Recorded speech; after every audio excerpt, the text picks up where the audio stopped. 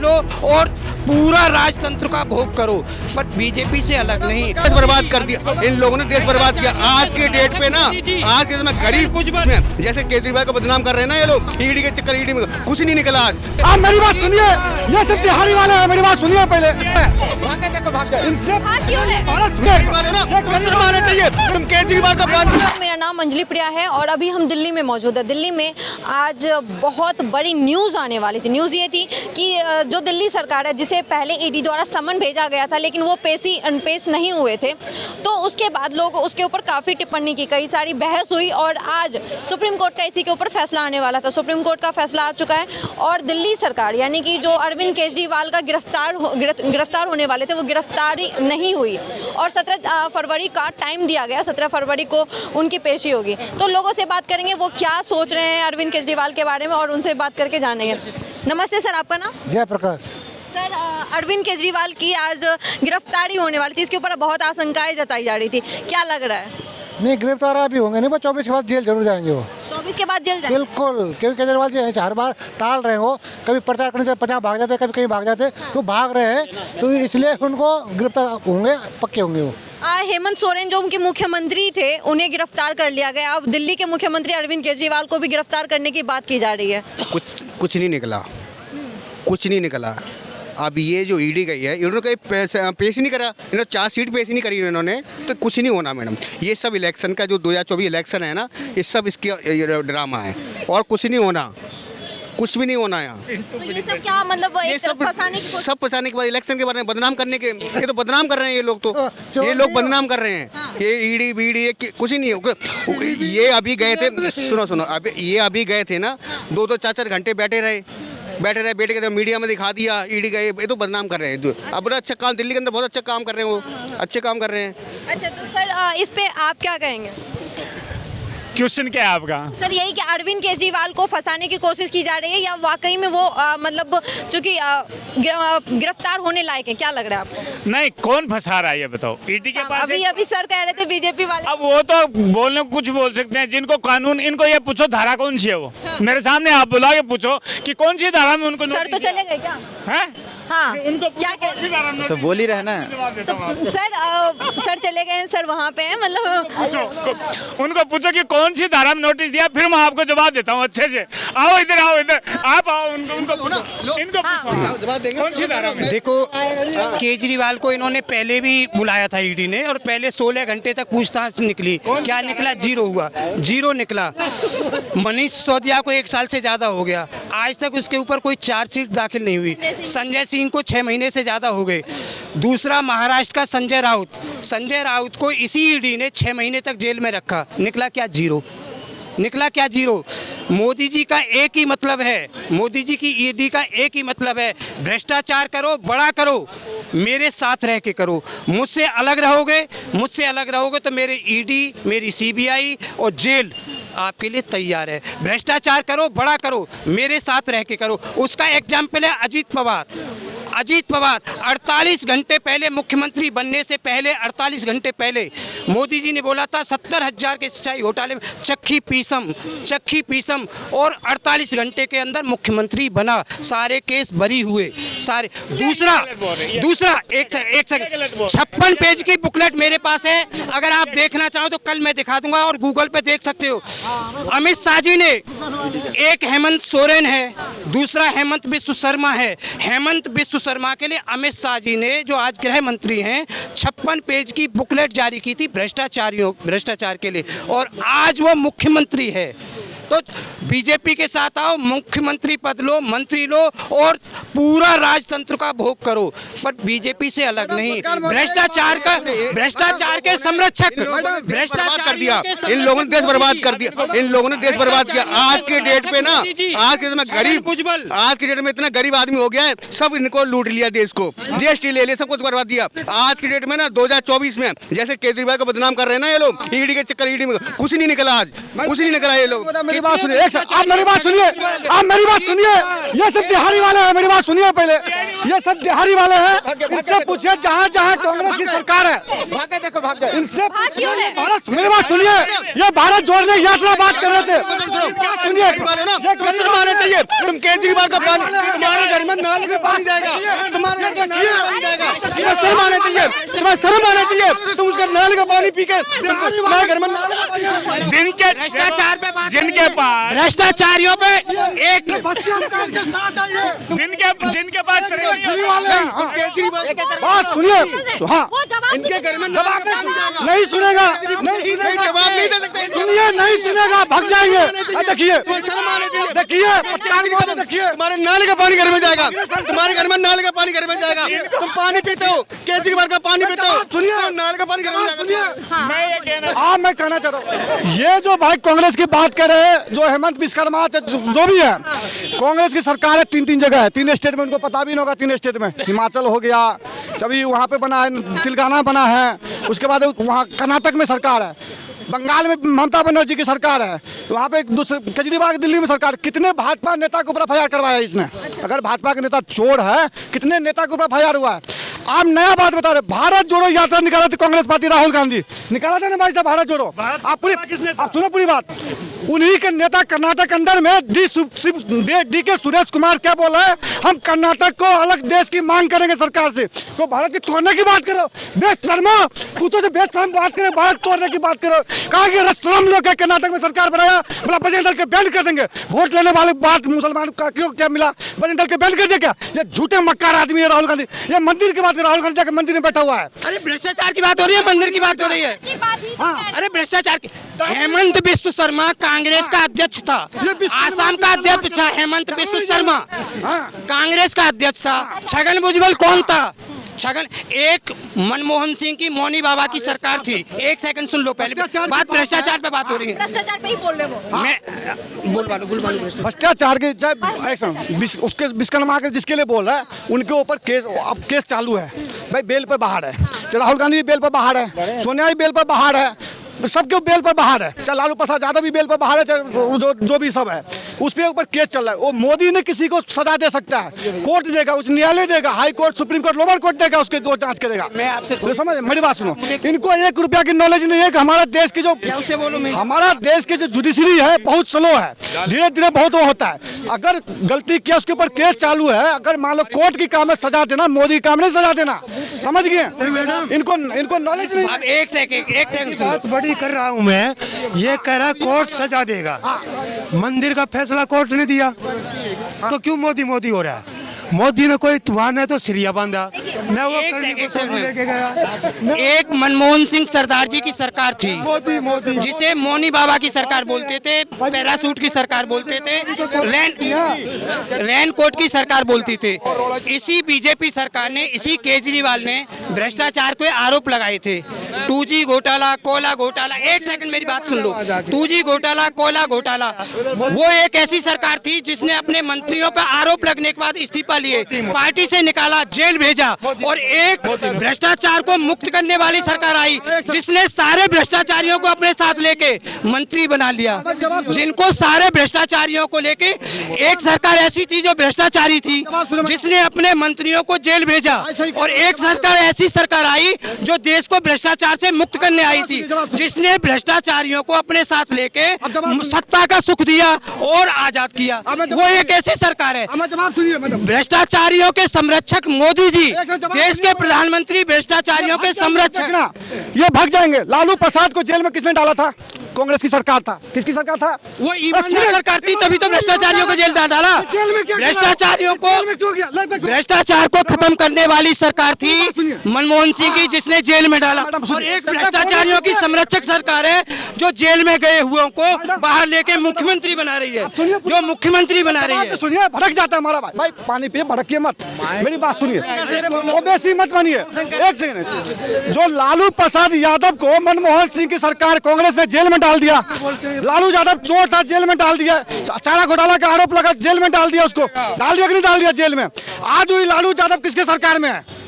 किसके सरकार में? मैडम पत्रकार महोदय, भाई से पूछो, भ्रष्टाचार के खिलाफ है। भाई से पूछो तो भाई हम तो लग रहा है वो आदमी को हमको शर्म आना चाहिए इंसान को। ठीक है, आप जो कह रहे हैं बीजेपी भ्रष्टाचार है, बीजेपी पूरा भ्रष्टाचारियों की संरक्षक है और देश का प्रधानमंत्री संरक्षक है भ्रष्टाचारियों को। मैं प्रूफ के साथ कह रहा हूँ। कांग्रेस कैसी है? कांग्रेस कैसी है? देखो कांग्रेस एक ऐसी सरकार थी, कांग्रेस एक ऐसी सरकार थी, विपक्ष ने या किसी ने भी जिस पर आरोप लगाया उसे जेल में भेजा। वो पहली सरकार थी कांग्रेस की, मनमोहन सिंह की। अब ये सुन तो लो, मनमोहन सिंह की एक ऐसी सरकार थी, पढ़ा लिखा प्रधानमंत्री था। केजरीवाल बोलता है ना चौथी पास, वो सही बोलता है कि कोई भी आके अंगूठा लगवा के चला जाता है।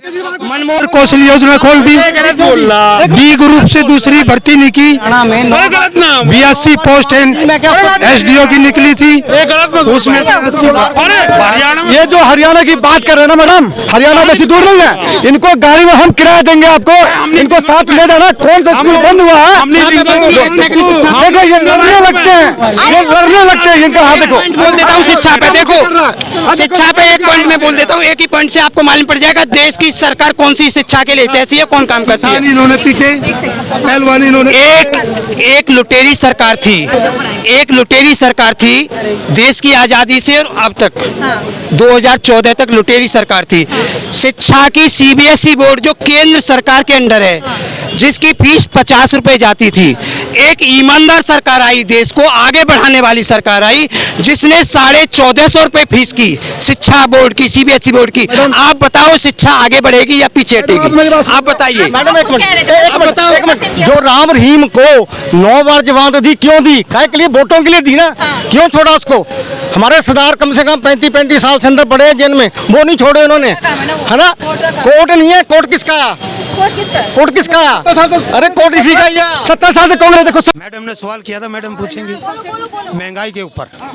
अब जैसे ये कह रहे, आप कह रहे थे कि पहलवानों को, हाँ मैं बताता हूँ। पहले किसानों को पीटा, फिर पहलवानों को पीटा, फिर सरपंचों को पीटा, और अब EVM के चक्कर में वकील जो खड़े हैं रोड के ऊपर, अब उनको पीटेंगे।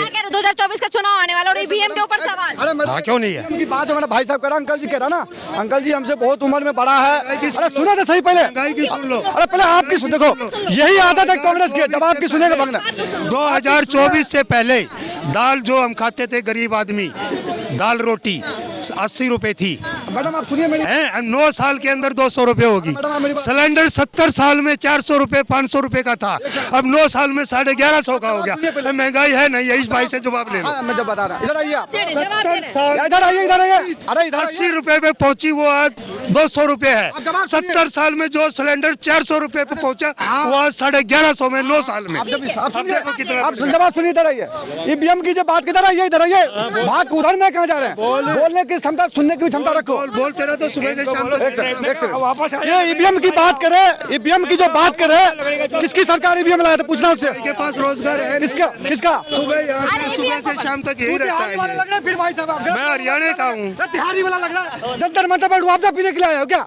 क्या बात कर रहे हो? जंतर मंतर जंतर मंतर पर मुआवजा पीने के लिए? हम तो बात कर रहे EVM के ऊपर बात कर रहे हैं। मैं पूछ रहा हूँ, आप जो EVM की बात कर रहे हो, EVM के लिए वकील खड़ा है, EVM लाया किसकी सरकार? लो क्या करेगा यार? लो मैडम, अगर इतनी वो अच्छी चीज है या बुरी चीज है, उसको हटा क्यों नहीं देते? सीधा सा जवाब ये है। पी रहे हैं, बोले महंगाई है। कौन पी रहा में दारू पी रहे, महंगाई है। लाओ मशीन जांच कर। सही बात है, सही बात है। डॉक्टर करा दीजिए। दारू सुबह से शाम तक यहाँ खड़े रहते हैं, हमारे को दारू कह रहे हैं।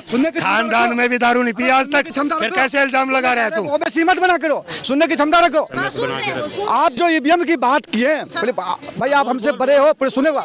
EVM की जो बात की, EVM लाया किसकी सरकार ने? क्यों नहीं देते? फिर गलत है तो चुनाव क्यों करवाया कांग्रेस? क्यों कांग्रेस चुनाव करना 2014 में? मैं तो नॉर्मल क्यों करवाया? मैं तो नॉर्मल एक रुपया बात है नहीं, पूरे बात करने आ जाते हो। पूछो वो दाल के ऊपर ये गलत है तो हटा क्यों नहीं देते उसको? क्यों हटा दे? ले क्यों हटा रहे? आप कहने कोर्ट हटवाएगा, आप कहने हटेंगे। फिर वो दाल के ऊपर भी बात किए, वो दाल के ऊपर, महंगाई के ऊपर, सबके ऊपर दाल के जवाब दो। सिलेंडर आवाज है, आपने देखो जो रोनिका चौधरी बोले थे 2012 में 900 के सिलेंडर था, अभी भी 900 के सिलेंडर है। क्या गलती है भाई? कहा भी तो 11 यही 1100 900 के सिलेंडर हो जाएगा। दिल्ली में 900 के नहीं सिलेंडर भाई, 1100 1200 में लेते हैं। अब भी कह रहा हूँ। हाँ 50,000 के दे दूं अभी, इतना अभी बीच में देखो 10,000 रुपया मीडिया के सामने दिखाओ। अरे दिखाओ मीडिया के सामने। 50,000 मंगाओ तू। लड़ने से हो जाएगा। मांगा 50,000 देगा। मैं बता दूं भाई साहब 50,000 लेना इसको। 50,000 लेना इसको। हाँ मंगाइए ना। मांगा पड़ चुका। मैडम एक मिनट पहले वो बुक होता है ना पता चल जाएगा। अरे भाई तुम करो तो सही। 50,000 कहाँ से देंगे? तो झूठ क्या क्यों बनाना फिर? झूठ थोड़ी बोल रहे हैं, जो हकीकत है वो हकीकत है। बुकिंग करिए ना। अभी बता। हाँ बुकिंग बता रहे हैं। हाँ बुकिंग करिए ना। बड़े बड़े दावे मैसेज आइए ना, बुकिंग करिए। आज तक रोजगार की बात कर रहे हो। 50,000 रुपया दूंगा सिलेंडर के 900 आराम से बात करो। कोई नहीं अभी दिखाओ सही है दिखाओ। अरे तू 50,000 देगा तू 50,000 देगा 50,000 का सही हो तो दिखाओ। 50,000 देगा ना। हम लोग रोड पे भी सोते हैं तो 50,000 लोग इतने सारे लोग अरे तुम तो खुद 900 के सिलेंडर इसको पता नहीं है। 50,000 बता। अरे तू 50,000 का बात करेंगे बेरोजगारी पे। सर सुन लो कुछ बात। अच्छा चलो ठीक है हो जा। सर सुन लो सर सुनो जनता डिसाइड करेगी सर जनता डिसाइड करेगी। मेरे को दिखाओ 50,000 देगा तो दिखा रहा हूँ। अरे दिखाएंगे मेरे को। अगर यहाँ दिखाओ ना। मैं थूकूंगा चाट के जाएगा अगर 900 के सिलेंडर आ जाए तो। ये शर्त लगा ले मैं दिखा रहा हूँ तेरे को। जित बहस कर रहा है 900 के सिलेंडर है। बात रखो। देखिए भाई बात सुनिए अब सुन लो ना थोड़ा बेरोजगारी पे। रोजगार की बात है ये ना। रोजगार की बात करो ना भाई। कहाँ रोजगार मिल रहा है? कहाँ भाई रोजगार जो भर्तियां निकालते हैं वो पूरी नहीं कर सकते। जो भर्तियां निकालते हैं वो पूरी 120 दिन हो गया ठीक है। जनता मंतर पर अभी तक 12-14 प्रोटेस्ट भी कर लिए। अभी तक हम लोग को बड़े मीडिया सब जो है सरकार साहब बड़े मीडिया सब जो है ना एक बाइट भी लेने के लिए नहीं आई। जैसे बड़े न्यूज चैनल सब जो है वो लेने के लिए भी नहीं है। 124 दिन हो गया हम लोग इधर आए हुए। बिहार से चंपारण से चलकर पैदल यात्रा करके आए हुए हैं दिल्ली। हम लोग का एग्जाम 2021 में कंप्लीट हो जानी थी, ज्वाइनिंग आनी थी ठीक है। वो अभी तक आई नहीं। राजनाथ सिंह से जब मिले थे ना तो आश्वासन दिया कि आप लोग का जल्द 15 दिन में या 20 दिन में ज्वाइनिंग होगी। एयरफोर्स वाले की ज्वाइनिंग थी और आर्मी वाले के बहुत की ज्वाइनिंग भी थी और बहुत की एग्जाम बाकी थी ठीक है। तो वो जो है सो आश्वासन दिए कि होगा बट अभी तक हुई नहीं। वो हम राजनाथ सिंह से या प्रधानमंत्री जी से पूछना चाहते हैं कि हम लोग को अभी तक क्यों नहीं हुआ। कोई कारण बताएंगे ना। सर को लग रहा ये है भाई साहब आप फौज में जाना चाह रहे हो ये ना। आपका मेडिकल भी हो गया सब हो गया आपका हर चीज क्लियर है। कौन सा रैंक में जाना चाह रहे हैं? कितने रैंक है भारत सिपाही से? रैंक कितने हैं? आर्मी के रैंक कितना? आर्मी में रैंक नहीं होता है। फौज में आर्मी में रैंक नहीं है। अरे यार मतलब जंतर में तो पार्टी लेके नहीं बैठने वाला है यहाँ पे। वो इससे पहले भी आए थे। गलत बात है। उसमें रैंक सुनो कौन सा रैंक में जाने चाह रहे हो? एक रैंक पता नहीं आर्मी में जाएंगे ये हमारा मैं करेंगे। सुनिए मैं भाई साहब बोलने से नहीं होता है। झूठ मत बोला रैंक कैसे नहीं? सुनो लेफ्टिनेंट नहीं बनने जा रहे जो रैंक होगा इसमें। जनरल ड्यूटी जो होता है ना आर्मी का वही कर रहे हैं। पूरा सब चीज मेडिकल क्लियर था, रनिंग पास थे, सिर्फ हमको ज्वाइनिंग चाहिए था। ज्वाइनिंग लेटर भी आ चुका था, ज्वाइनिंग लिया नहीं। ज्वाइनिंग लेटर है, ज्वाइनिंग लेटर ये ज्वाइनिंग आ चुका था तब पर भी नहीं लिया। ज्वाइनिंग हो गया उसके बाद भी नहीं लिया। जो एनसीसी वाला है ना उनका ज्वाइनिंग बाकी था।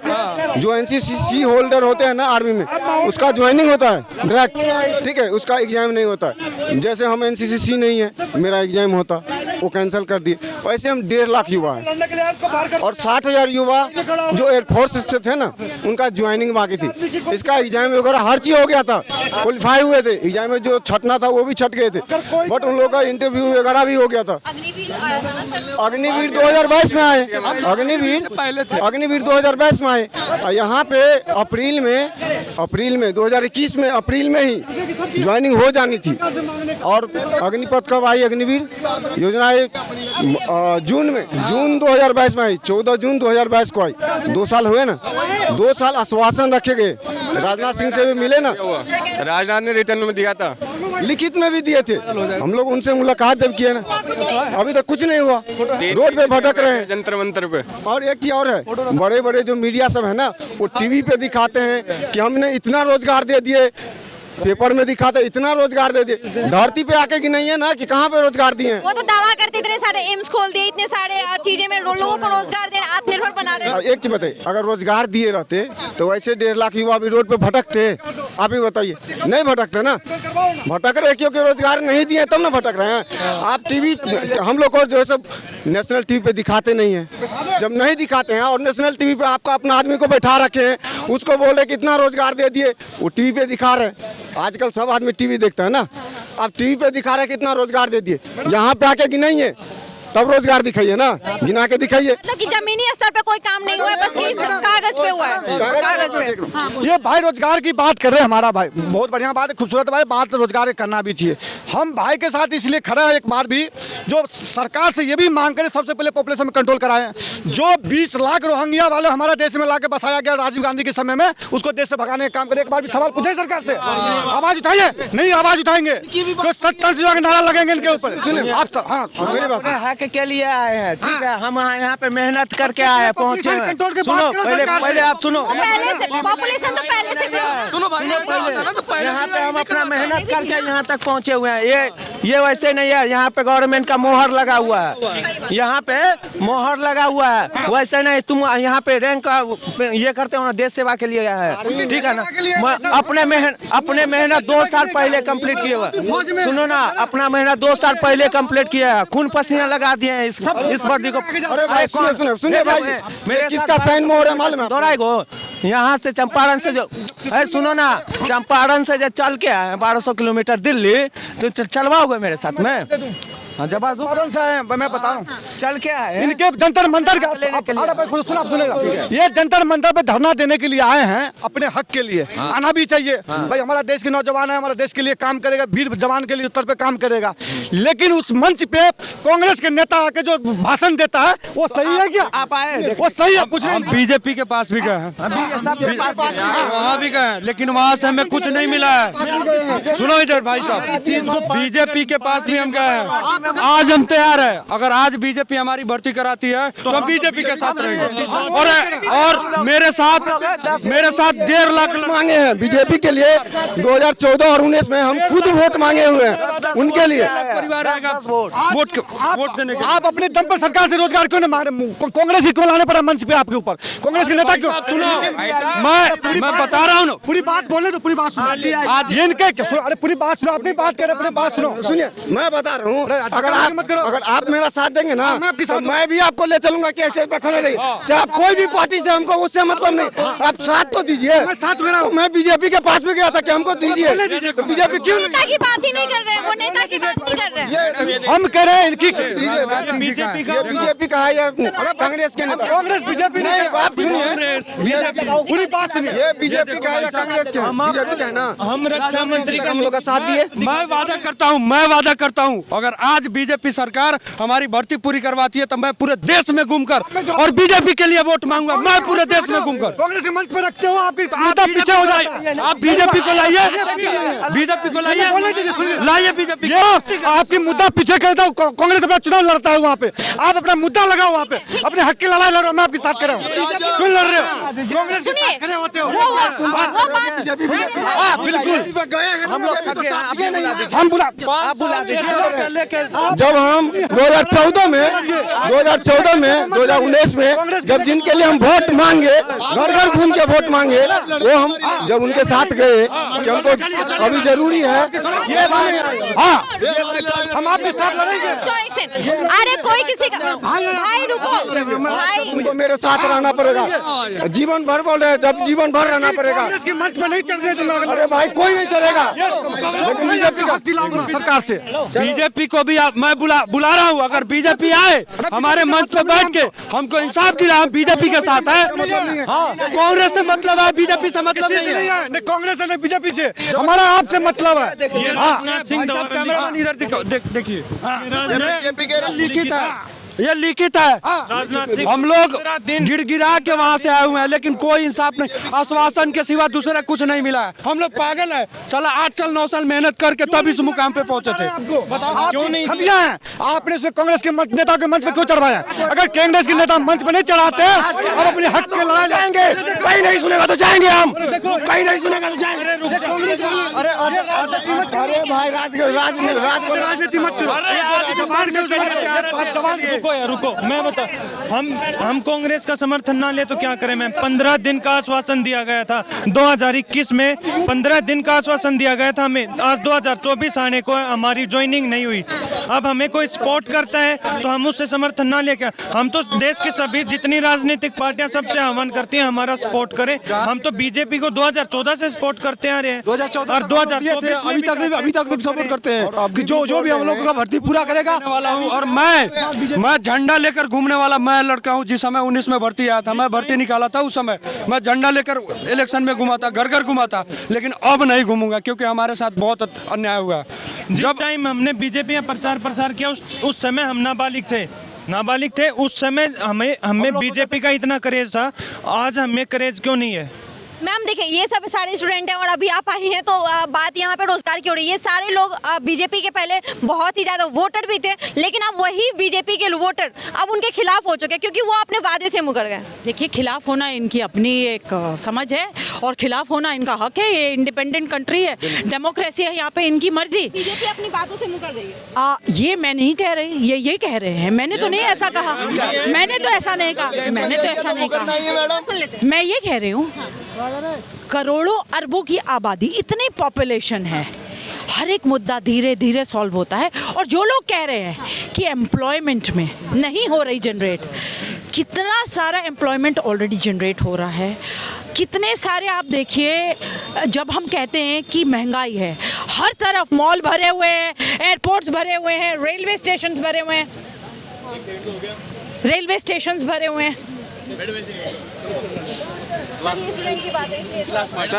सर 5 मिनट दे दीजिए सर, बस।